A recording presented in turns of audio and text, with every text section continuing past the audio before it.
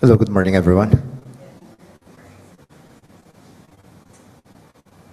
I also prepared some notes because typically when I speak in front, I'm always really anxious, and I tend to make these jokes, but I'm stopping myself from doing that. You might take away the prize. Good morning, everyone. I'm honored to share with you a series of studies that compose my dissertation. My work has been inspired by my advocacy for people suffering from substance use disorders and my desire to translate scientific knowledge to clinical practice with real-world implications. I don't want knowledge to just stay within the halls of the academe. I wanted to make that impact in the lives of the people that we are aiming to help. As a clinical psychologist, that's deeply rooted in my heart. First, I would like to thank the Philippine Social Science Council for promoting impactful research in the field through the leadership of Dr. Elenea Pernia, PSSC Chairperson, and Ms. Carmelita N. Ericta, PSSC Executive Director. I'd also like to thank the Sicat family, specifically Ma'am Michelle Sicat Powell. It's nice to meet you, ma'am. The Loretta Makasiar Sicat Prize for Social Sciences benefactress. And I thank you for your generosity and inspiration to produce work that can honor the legacy of Dr. Loretta. I would also like to thank my dissertation supervisor. I had flashbacks earlier of the grueling process of developing this work. I'd like to thank Professor Alan Bernardo for pushing me and challenging me to go the distance in my pursuit of science. My dissertation panel, Dr. Maria Caridad Taroja, Dr. Maria Guadalupe Salanga, it's right over there, Dr. Melissa Garabiles, Dr. Nino Jose Mateo, and Dr. Jess Datu for their valuable contribution in refining my work. The Department of Psychology for providing me an environment conducive to my work. Dr. Alfonso Villaroman and Mr. Mark Anthony Advincola of the Department of Health, Treatment and Rehabilitation Center of Bicutan for their assistance during the different phases of my data gathering. My parents, Mr. Efren and Mrs. Lillian A. Ramos, who's over there. I think this is the first time they're hearing me speak. So I told them they're going to be bored. Thank you, parents, for providing understanding and lots of patience, because I was always grumpy when I was writing my dissertation. And to those who cannot be here to share this moment with me, know that you drive me to be better. Okay. As I've stated earlier, I conceptualized this work because I have been advocating for people who are suffering from substance use disorders. I know it has been seen as sometimes a criminal problem or a moral problem, but it persists to be a public health concern all over the world, but most particularly here in the Philippines. And the therapeutic community, it is an inpatient treatment program that is widely used here in the Philippines, and evidence has supported its efficacy. But still, there are a lot of gaps that needs to be addressed in order for us to understand its treatment mechanisms. Most research focused on how the TC promotes psychological well-being and recovery capital, and just focusing on the program itself as the driver of change. Not much is understood yet regarding the contributions of the individual dispositions, the cognitive capacities of the individuals undergoing the therapeutic community. So the current work argues that people's locus of hope, which I would talk more about later on, it would interact with the TC's treatment process. And if that is the case, an intervention based on locus of hope can improve the person's hopeful disposition and also bolster the treatment process of the therapeutic community. So that's basically what I'm trying to argue in this work. But in order for me to come up with that theorizing, I need to share with you the whole process of how I developed that theoretical formulation. The therapeutic community, from the name itself, it applies the community as method, wherein recovery is fostered through the relationships built within the program. Not just with the fellow patients, but also with the program staff and even the facility itself. So evidence supports the therapeutic community's efficacy, and some theories have been developed in order to explain how it goes about the change. There are several theories, but I group them into 3 theoretical perspectives. The first one is the recovery identity models. This group of theories explains that the therapeutic community, as a social learning platform, it cultivates a recovery identity to the people who are undergoing the program. It is through these relationships that people who have SUD would identify with these recovery-oriented values, which in turn would build that identity of someone who is undergoing in recovery. The second theoretical perspective are the interpersonal theories, which is basically guided by attachment theory here. The whole premise is that substance use disorders is an attachment disorder. People who suffered from substance use disorders, they were not able to establish a secure attachment base when they were younger. And given that lack of secure attachment base, they failed to cultivate their capacity for emotion regulation. So as they grew up, they turned to substances, my favorite topic to talk about because I really like drugs. Couldn't help it, I just needed to, I needed to make that joke. So people used substances to regulate their emotions. And through the therapeutic community, the social learning environment now provides a secure attachment base wherein people undergoing the treatment can cultivate their emotion regulation capacities, thus fostering their well-being and their recovery. And finally, the motivational theories, it's framed within the self-determination theory, wherein the therapeutic community provides extrinsic motivation first for people to recover from substance use disorders, and then eventually as people undergo the program, they learn to identify with these values and they internalize that, turning it into intrinsic motivation. But somehow, these theories explain that it's just the therapeutic community who's driving change. This gap was acknowledged back then, that there isn't much known about the contributions of individual dispositions. And given the importance of hope in promoting recovery, I theorized that this cognitive disposition could make or break, if you would say. It could bolster or negate the therapeutic community treatment process for people who are undergoing this particular program. So what I offered first is a theoretical model that accounts for the interaction of the TC model and the client's dispositions. So please bear with me. This is basically the theoretical model of my dissertation. From the 3 different perspectives that I shared with you earlier, what the therapeutic community aims to promote is recovery capital and also psychological well-being. So recovery capital refers to the personal, social, material, and cultural resources necessary for recovery from SUD. And these resources are cultivated within the therapeutic community program. And as people gain this, people can also develop their psychological well-being, which refers to the person's capacity for flourishing, purpose, and meaning, signifying psychological growth. So these are the targets of the therapeutic community program, and these are developed through the positive community experiences. Those are not yet supposed to be shown, so let me just backtrack a bit. There you go. I have a problem with my clicker.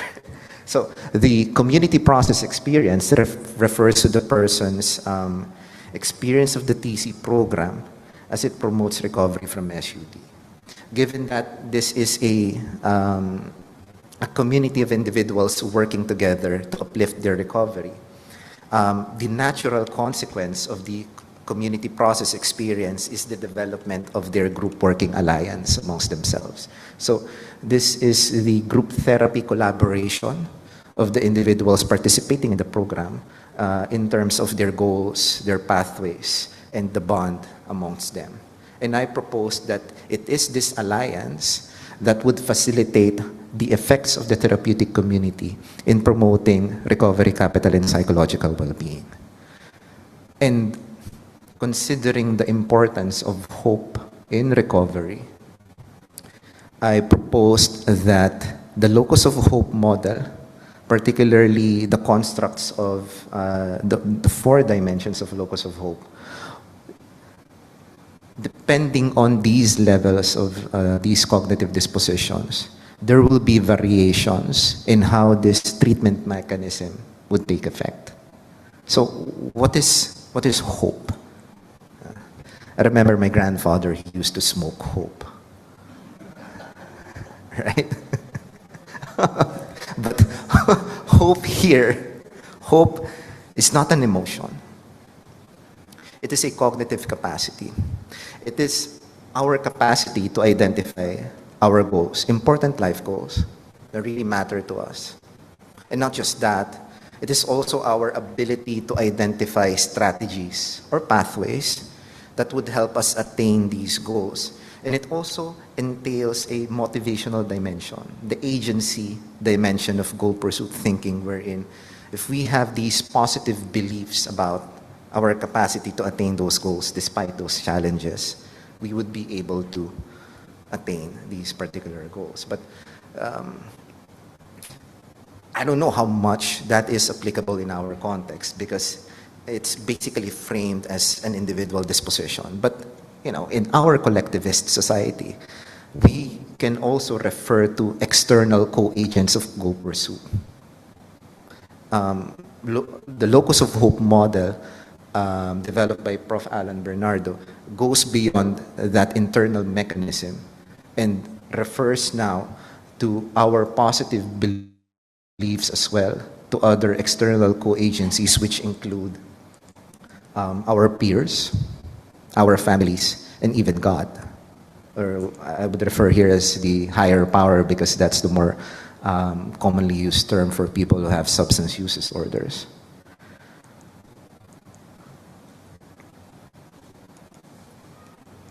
Okay. So the idea here is that depending on the levels of these Locus-of-Hope dispositions, the treatment mechanism can be boosted or it can be negated. So, for example, if a person would have high internal Locus-of-Hope, they would have that strong belief about their capacity, let's say, to recover from substance use disorders. So naturally, we can expect that people undergoing the therapeutic community would engage with it more, and in turn have a better group working alliance with their peers, thus leading to better psychological well-being and recovery capital. However, there's a caveat there. What if the goal is different? Or what if the person believes that, oh, I don't need a therapeutic community, I can recover on my own? The picture may be very different. Now, imagine someone whose external peer Locus-of-Hope would be high as well. They may believe that their peers in the therapeutic community are really helpful in their goal to recover. So they may engage in the treatment program better, develop a stronger group working alliance, thus translating into those positive treatment outcomes. But again, there's another caveat there. What if they are referring to other peers? What if they are referring to their substance-using peers? What if while in the program, they're still thinking of those? Now, it's a bit more straightforward with regards to external family and external spiritual Locus-of-Hope, because family support and spirituality is really relevant for people who are suffering from substance use disorders, and they have been known to really promote recovery from SUD and from addiction. So if the person would believe that they have their families and then God as supportive and instrumental in their recovery and developing their well-being while in the program, it can be expected that the treatment mechanism would also be strong. So from these musings, we were able to develop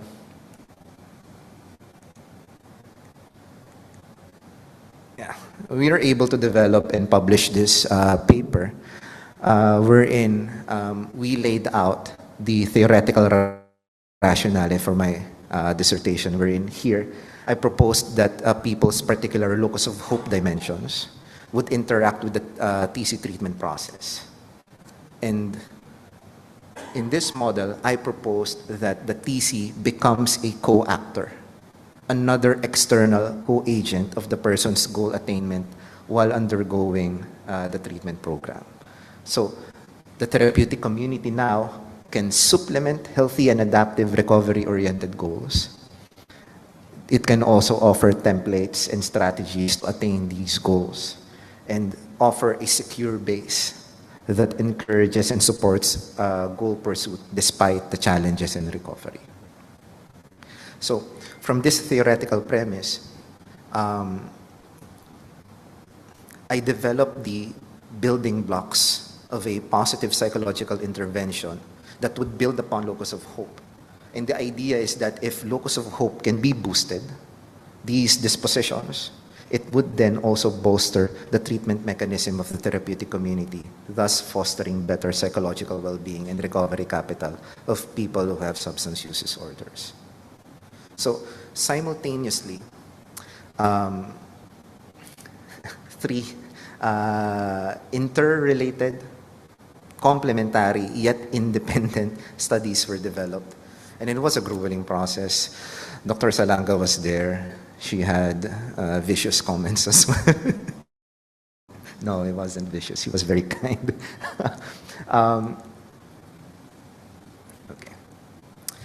The development of the intervention and the three studies that compose my dissertation was guided by the Medical Research Council's framework for developing and testing complex interventions.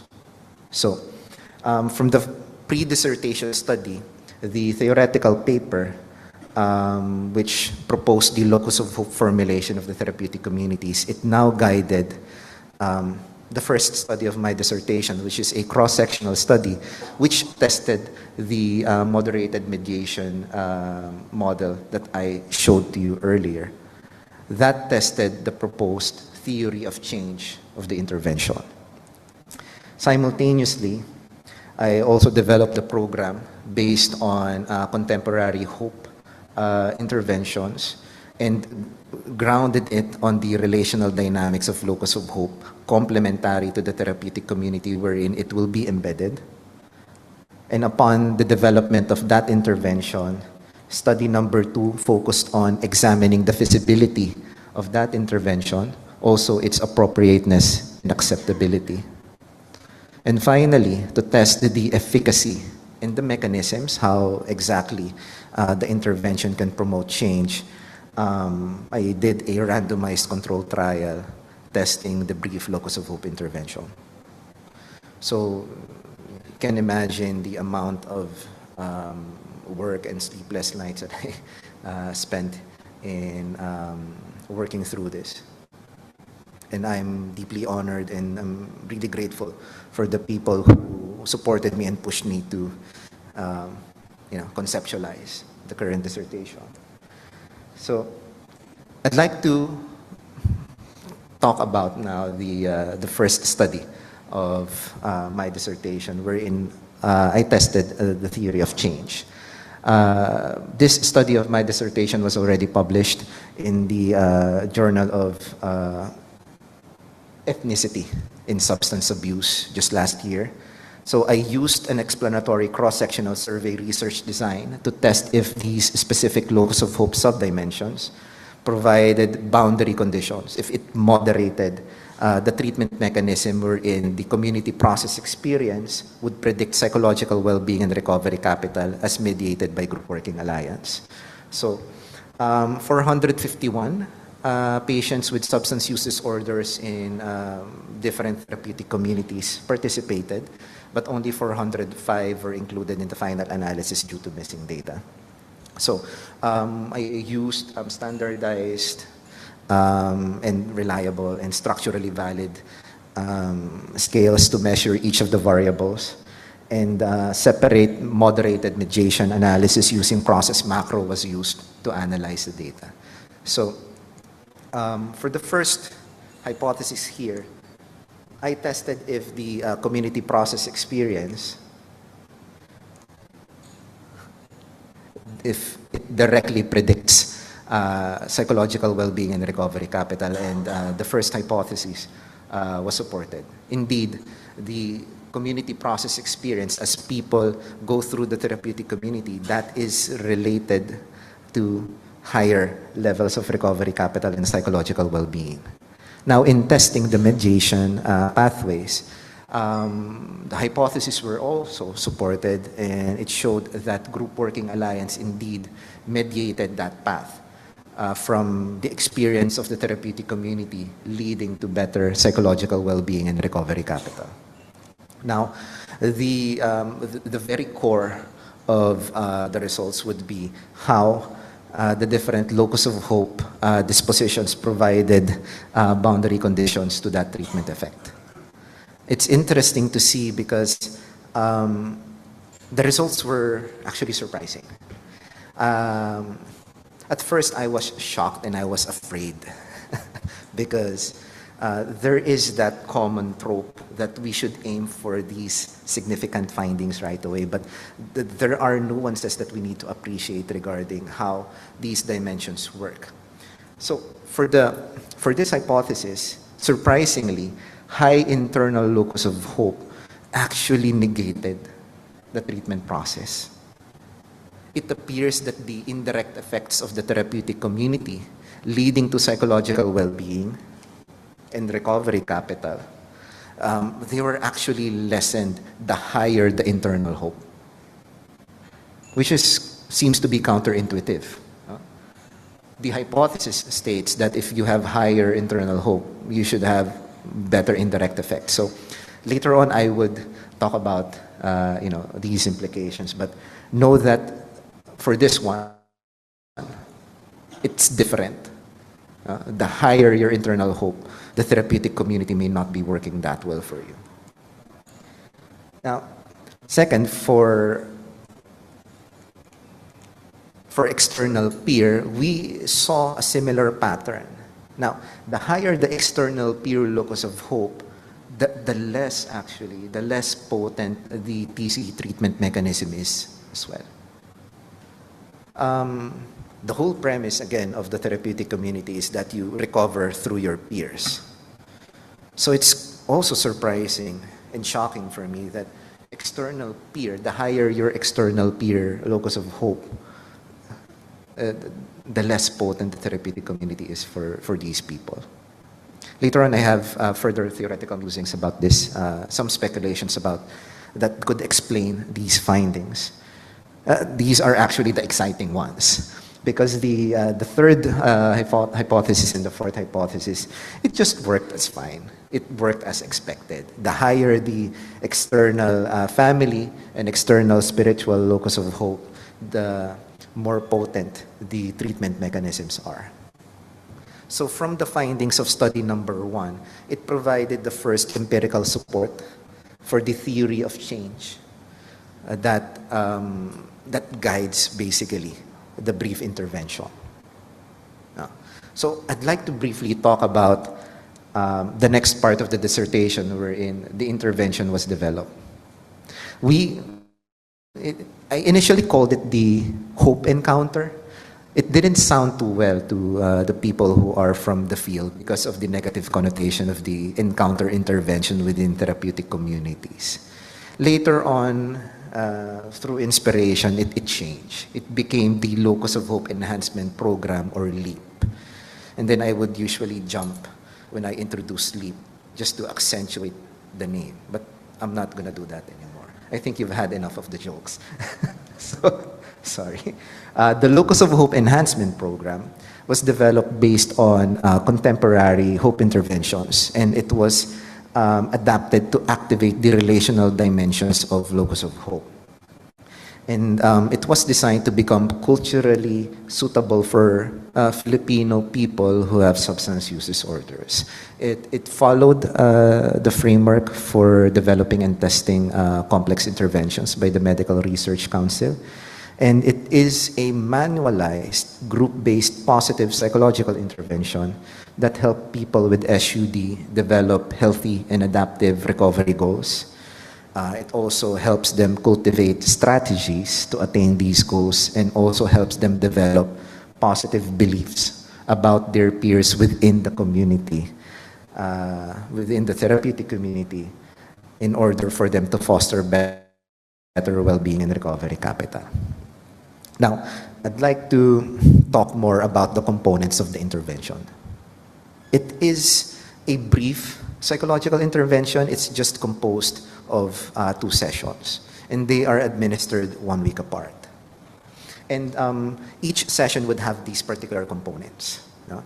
This is facilitated by trained facilitators. One main facilitator who's basically conducting the intervention, and a second one who's acting as a support and a process observer. So the intervention is delivered in Filipino, and the first component of the intervention basically orients the patients regarding the whole program.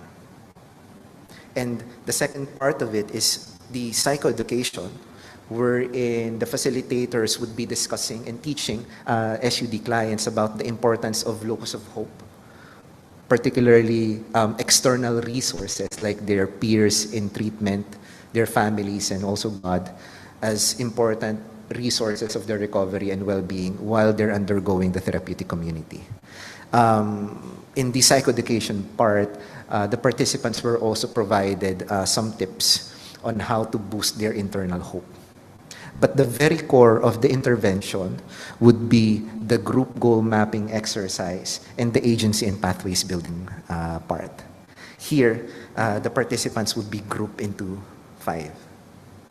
And they would be providing, supplementing recovery goals to each other. They will be suggesting that. Because the idea is they may not have these important goals, or their goals may not be aligned, which then could possibly hint on why higher internal hope did not produce more significant treatment mechanisms under the TC, because an intervention needs to happen first for them to have that better goal pursuit capacity. Now, once the participants have supplemented these goals, in the agency and pathways building component, they would be sharing or giving advice about different strategies that they could do to attain these specific goals. So in this part, the relational dynamic of hope is getting activated through that group process. And for the that part of providing those strategies and those different pathways adheres to the pathway dimension of goal pursuit. Now, next would be the agency building part, wherein the participants would be providing encouragement, affirmations, and support for each other to strengthen their belief that they have their peers with them as they go through the program and attain their recovery goals. And based on contemporary interventions on hope, I also decided to include a component which would tap into the emotional component of hope using the hope visualization exercise. So several images that were reviewed by people who have substance use disorders were gathered, and these images served as focal points for reflection and visualization of the participants, wherein they will be asked to focus on the image that would represent their goal, and then they would imagine themselves pursuing these goals with the help of their peers, their families, and God. And they would also be asked to imagine that they are achieving these goals as the facilitator is guiding them in this imagery exercise.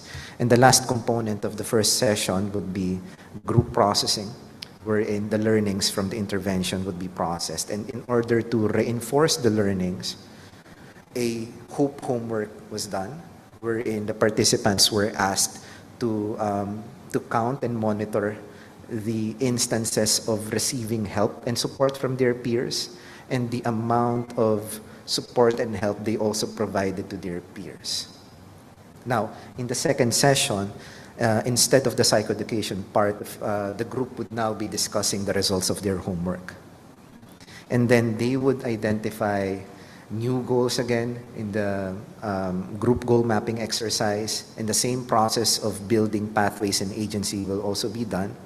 A repeat of the HOPE visualization exercise will also happen, and for the group processing, the learnings from the two sessions will be synthesized. So that is LEAP.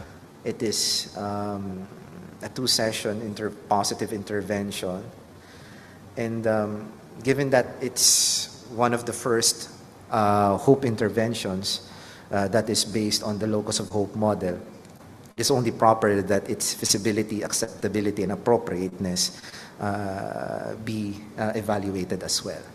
So for study number 2 of my dissertation, this isn't published yet, but this is already under review for a particular journal.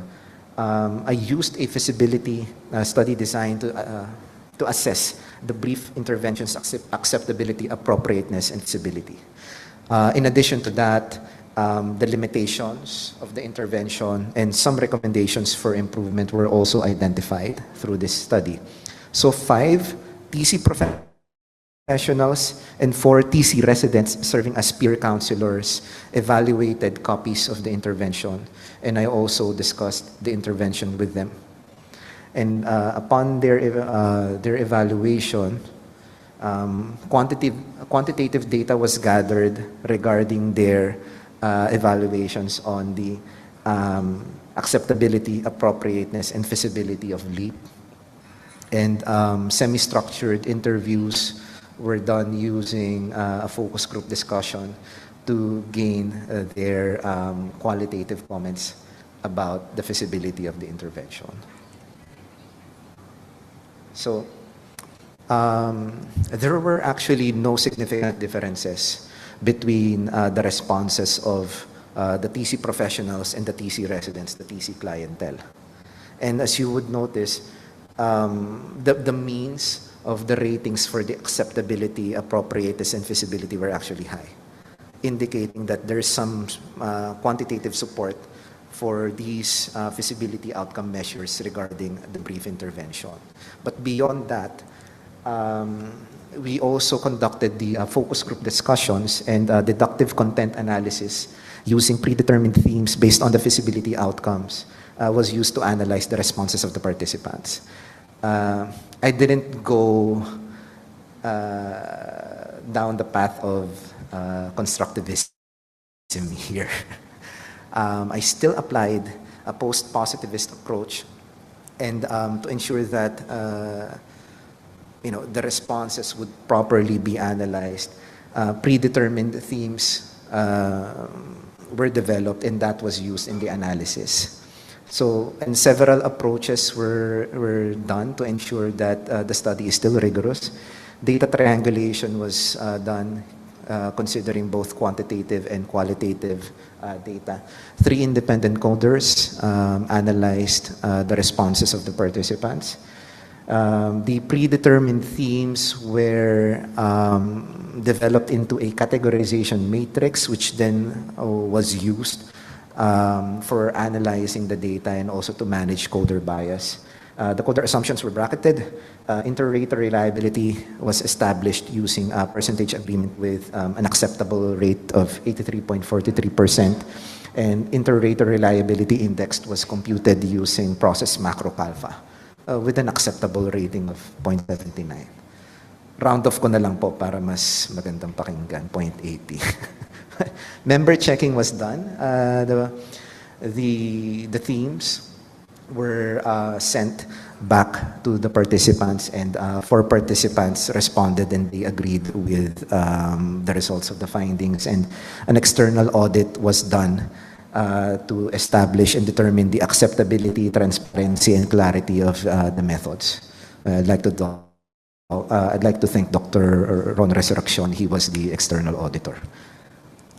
Now, the themes that emerged from the responses of the participants that were categorized into these feasibility implementation outcomes supports the viability of LEAP. In terms of acceptability, the participants found LEAP as an acceptable intervention because they feel excited about the intervention. They reported that they are eager to include and implement LEAP within the TC program. They also anticipated positive outcomes from the intervention. They outlined specific perceived benefits that they can gain from LEAP. They also believe that LEAP is acceptable because it complements the therapeutic community program. And they also specified acceptable components of the intervention, particularly the group-based exercises, the group goal mapping exercise, and also the agency and pathways building. And their particular favorite is the hope visualization. So, in terms of their responses, the participants also found the brief intervention as appropriate, not just for the receivers of the intervention, but it also appropriate for the therapeutic community.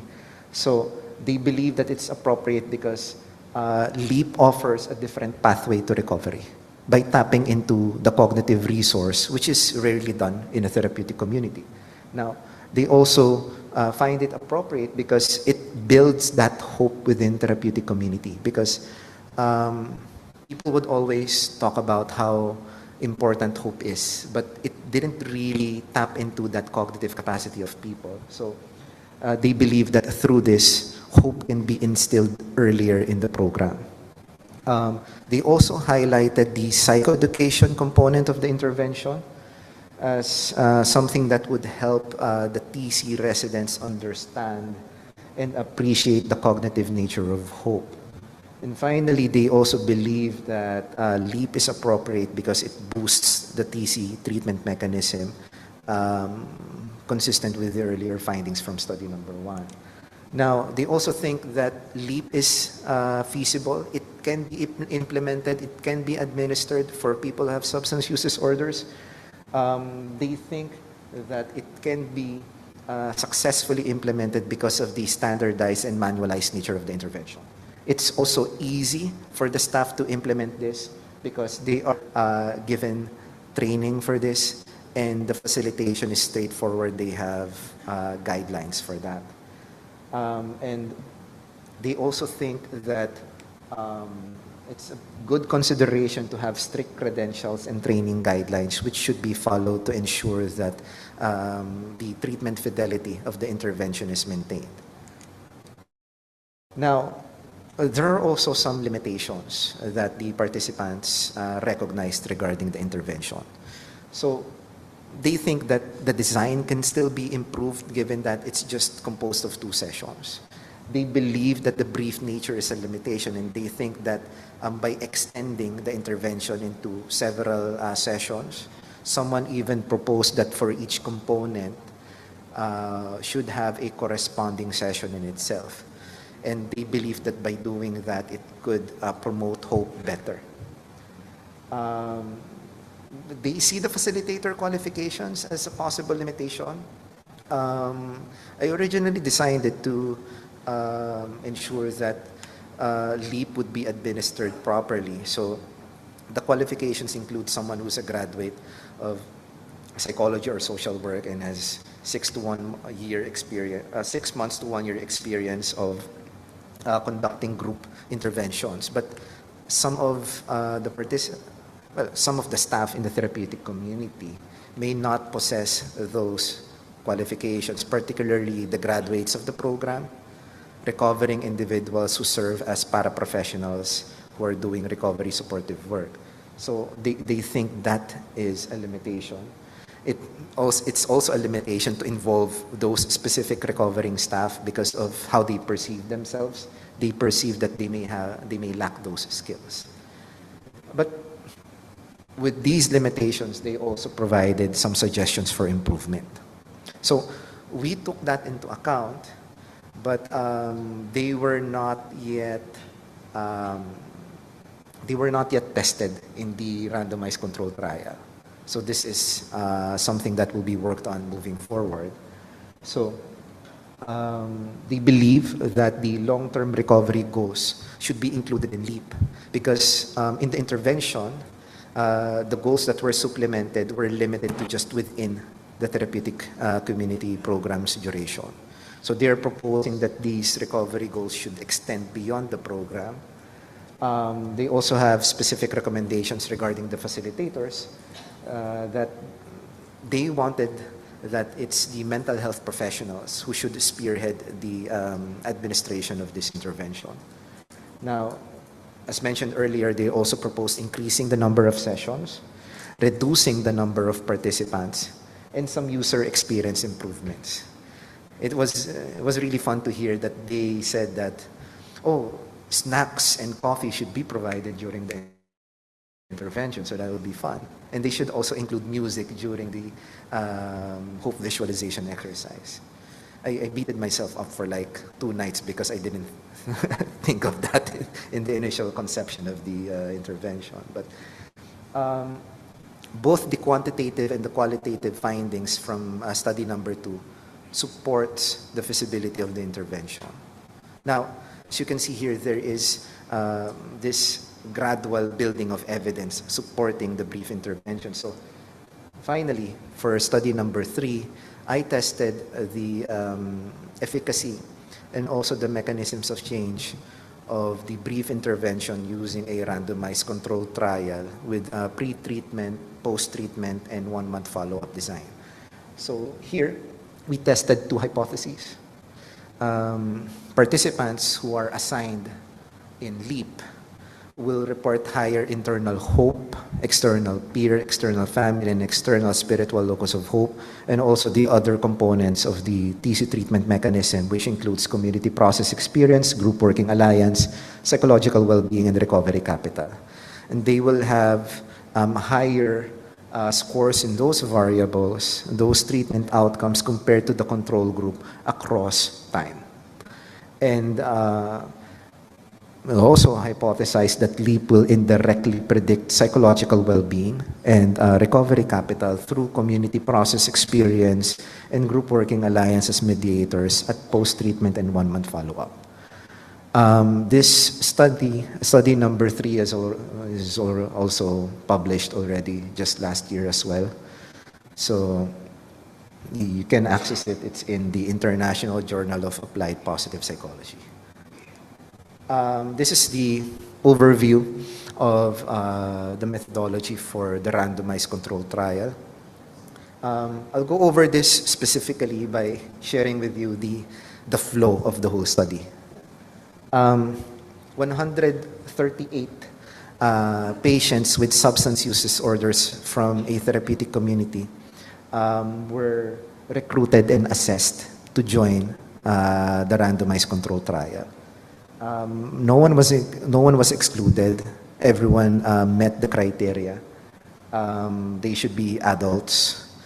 They should be diagnosed with substance use disorders. They don't have any other co-occurring addictions, and they have a good command of Filipino. And they should be at least 1 month in their therapeutic community program.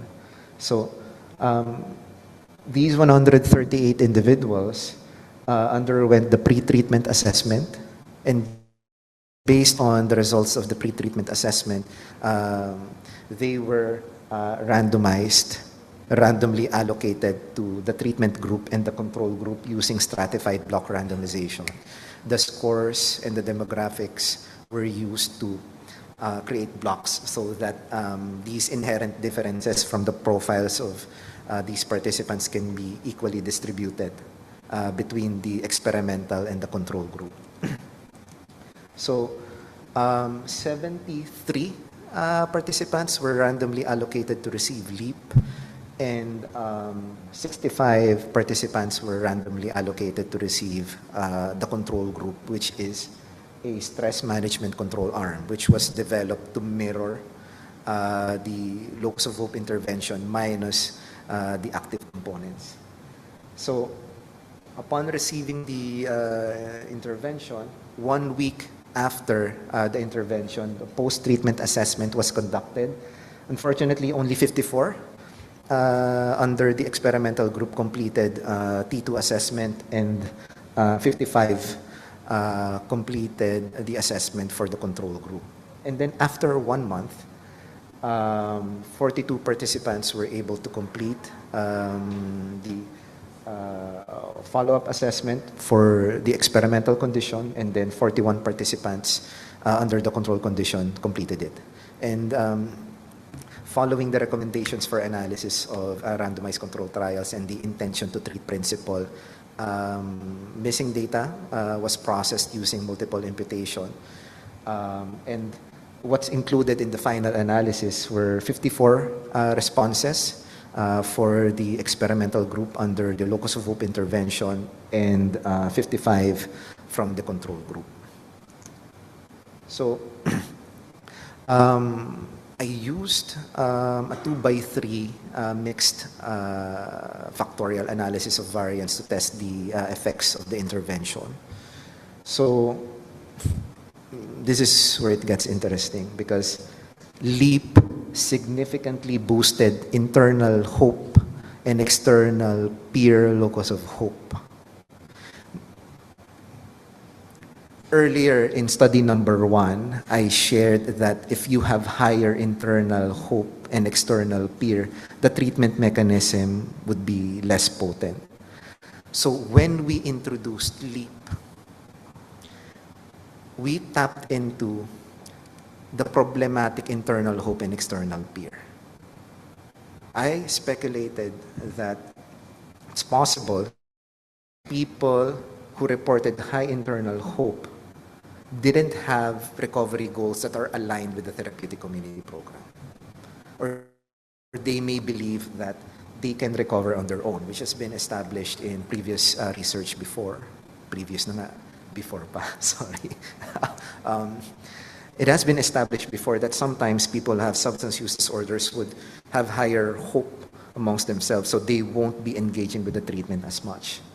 But since the introduction of the intervention, wherein specific recovery goals were supplemented to these individuals, it's possible that it made an impact in their internal hope, as seen in these effects.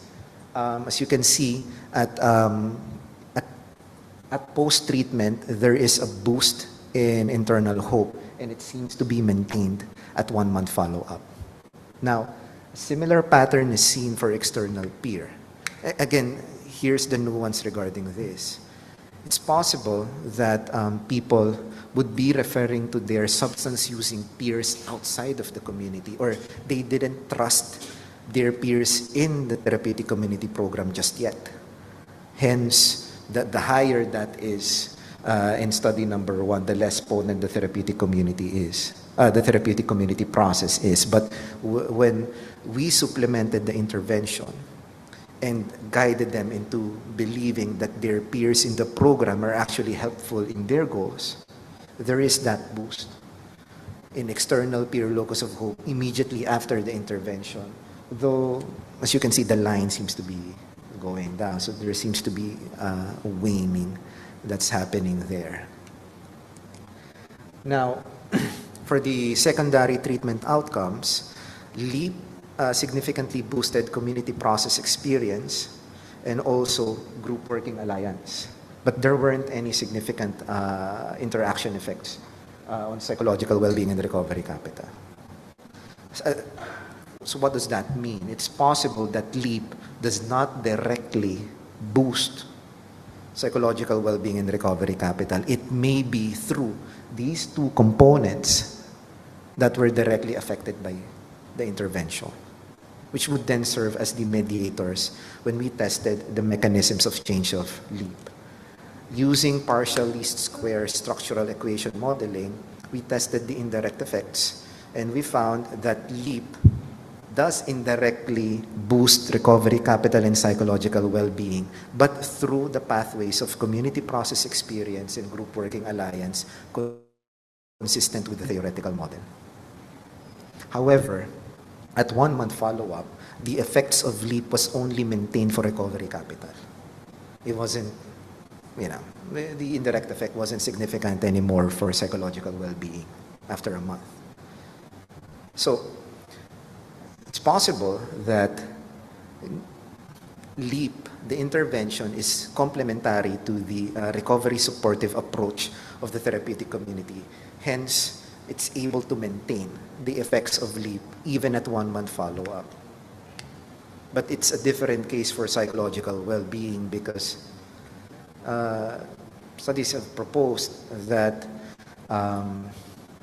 the smaller the intervention is, the smaller the effect. So that could possibly explain how come the effects on psychological well-being wasn't maintained in the longer term.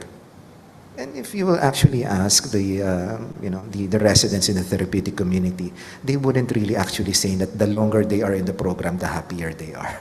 So there's that caveat as well. But they are recovering. So here are the coefficients of the indirect effects. But basically, if I'm going to sum up, we're able to establish quantitative evidence supporting the theoretical rationale of the intervention. There's also evidence for its feasibility and also for the efficacy and the mechanisms of this intervention. But from these findings, there are several implications that we were able to derive. It continues to be a challenge to really understand the workings of the therapeutic community. So my findings here somehow contributes to decoding that black box of the therapeutic community. We're able to establish initial evidence that would explain how the therapeutic community works, its specific mechanisms, and how the person's locus of hope disposition interacts with that treatment mechanism, thus further elucidating and enlightening us on how the therapeutic community actually works. Now, from that finding, I reflected upon a possible model for the therapeutic community because it continues to evolve. So, what I looked into would be a hope-oriented therapeutic community model, wherein the community as method of this program is supplemented by principles of positive psychology. And here, the therapeutic community is not just the driver of change, but it becomes an external co-agent of goal pursuit of these individuals. Our findings also expound on the workings of Locus-of-Hope as it manifests in this particular clinical population, because most of the studies done on Locus-of-Hope are for the normal populations, basically college students. But here we are providing evidence to how these Locus-of-Hope subdimensions work for a clinical population. As I've hinted already, people with high internal hope may rely more on themselves and less on the TC program. So an intervention could tap into that and make sure that their goals are aligned with the recovery process. And people with high external peer locus of hope may refer to their substance-using peers. So an intervention could also change that by cultivating a more positive outlook and a more trusting relationship with their peers within the program. And people with high external family and external spiritual locus of hope benefit more in the TC, given the role of these external co-agencies in promoting recovery from substance use disorders. So future studies can test this TC mechanism and interactions with locus of hope across bigger populations and across different therapeutic community models. If I remember correctly, it's been quite some time. There were 2 public therapeutic communities and 2 private therapeutic communities that participated in study number 1. So in future studies, we could do this in more varied TC models. A person-centered research design can also be used to examine different locus of hope profiles of people with SUD undergoing the therapeutic community. We actually submitted that paper already for another journal, but I think we need to find a different home for that particular journal. But the interactions of the different locus of hope subdimensions can also be examined to test the locus of hope compensatory hypothesis, because Prof. Alan and also my colleague and dear friend, Ms. Angela, they were thinking about how these locus of hope subdimensions actually work together. So the weaker locus of hope subdimensions could be supplemented by the more potent subdimensions, that these dimensions could compensate for those weaker ones. But there's also that possibility that these dimensions would amplify their roles. And future studies can also look into the agency and pathways dimensions of the external locus of hope and see how this can predict psychological well-being and recovery capital. Now, to the more practical implications of this study, we are offering preliminary evidence for a positive intervention that's grounded on locus of hope. And it suggests that locus of hope is a malleable disposition. It can change. And healthy recovery goals can be supplemented to people with substance use disorders. And the object of the external subdimension of locus of hope can also be changed. It can also be supplemented, as inferred and as suggested in the findings. The findings of the RCT also shows that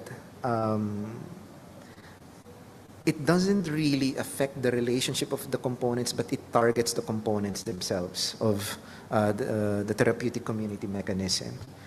And it supports how the community process experience and group working alliance would facilitate the impact of the intervention towards recovery capital and psychological well-being.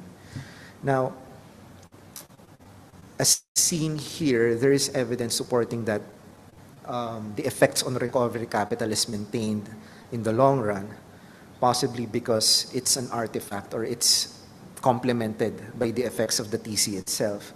But the findings suggest that given the shorter impact of LEAP on psychological well-being, there's a need for more potent positive interventions. It could mean longer or more frequent positive interventions, or the introduction of other psychological interventions that would tap into other psychological resources to help people meet their psychological well-being needs. The findings also support the importance of theoretically grounded and evidence-based positive interventions within the TC. The TC has been criticized regarding its efficacy, though there are evidences that support it. And I think as the TC evolves, introducing these evidence-based positive interventions can not just, boost its efficacy, but also establish a better scientific credibility to this particular program. Large-scale implementation and effectiveness studies in less controlled treatment and rehabilitation settings can also be done. That has always been a long-term dream.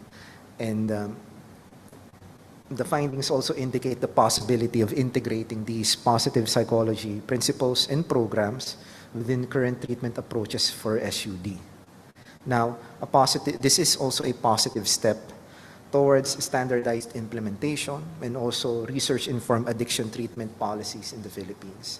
I'd be bold in saying this, that a Hope therapeutic community can be tested and applied as a flagship approach in a more positive, a more humane SUD treatment through a unified rehabilitation charter here in the Philippines.